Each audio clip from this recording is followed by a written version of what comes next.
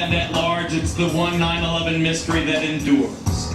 World Trade Center building number 7. Keep your eye on that building, it'll be coming down soon. They were not sure they were going to be able to contain the fire. I said, we've had such terrible loss of life. Maybe the smartest thing to do is pull. And they made that decision to pull, and then we watched the building collapse. And so the first one was likely an accident, the second one was an attack, and the third was a declaration of war. The publication of the Bush memoir fills in some of what we did not know about 9/11.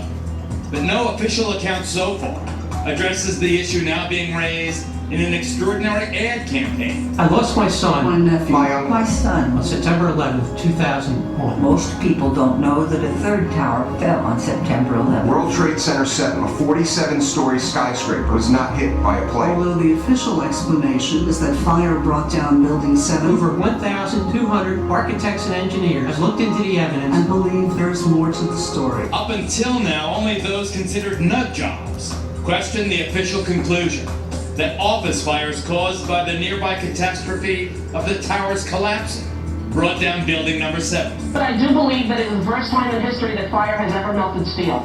I do believe that it defies physics for the World Trade Center Tower 7, Building 7, which collapsed in on itself.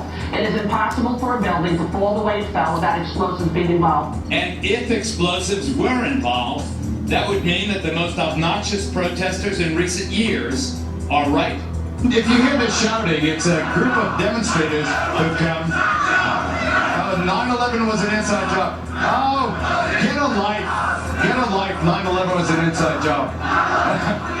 Welcome to the show, everybody. I'm Geraldo Rivera, and that noisy demonstration was more than 2 years ago.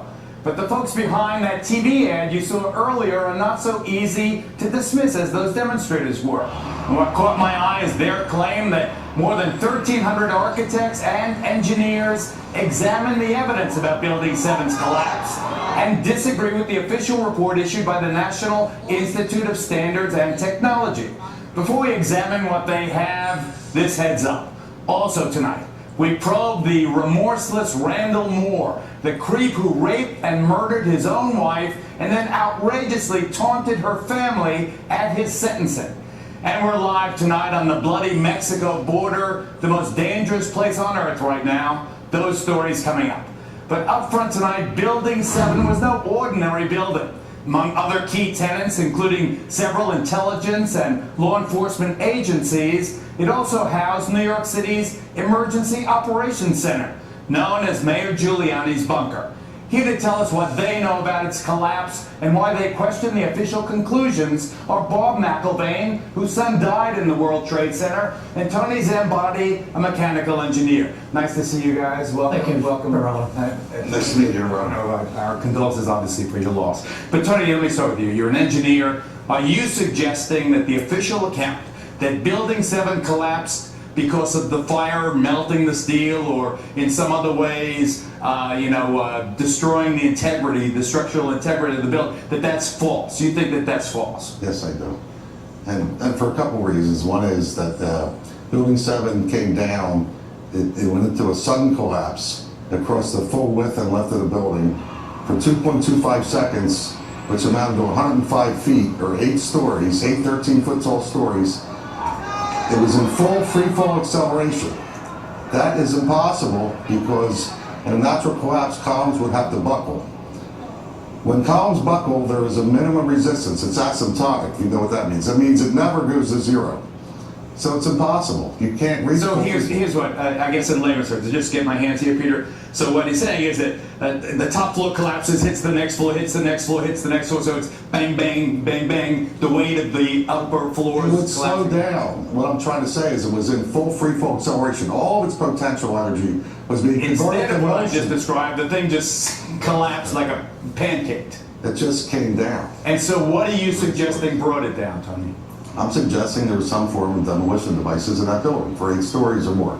You think that the explosives brought down Building 7? Some form of demolition device. I'm not pretending to know what it is. I am saying that it was in free fall acceleration. All right, let me ask you this. They admitted to that. Okay, let me ask you this before I get to Dad, before I get to Bob here.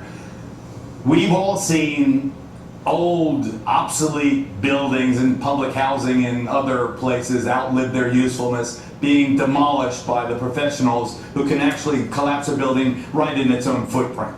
That's what it looks like happened to Building 7. Do you believe that's what happened? Yes, I do believe that's what happened. And why do you think they're lying about it?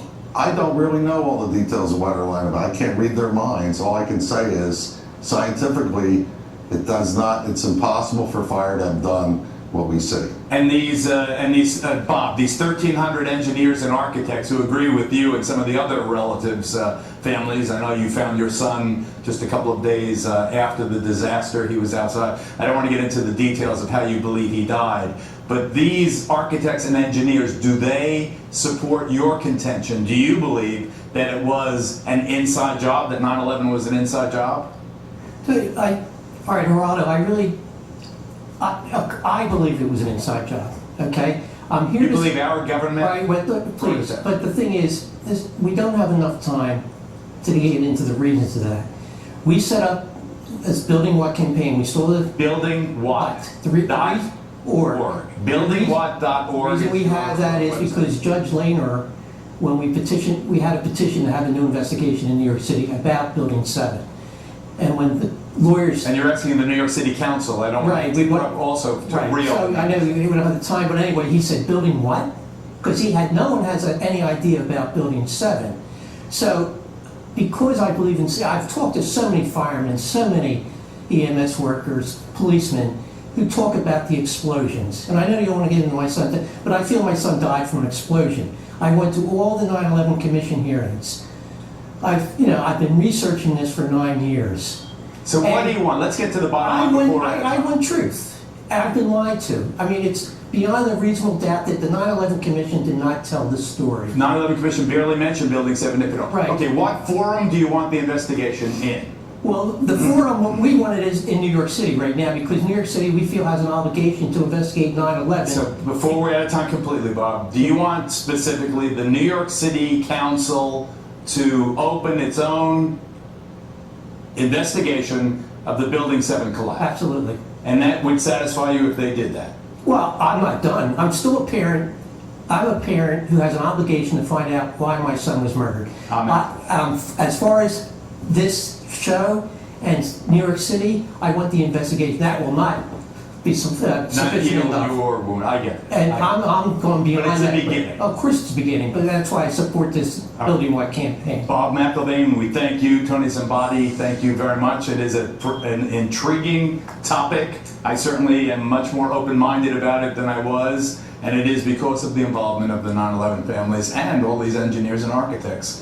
Clearly, they know more than I do. Thanks, gentlemen. Thank you.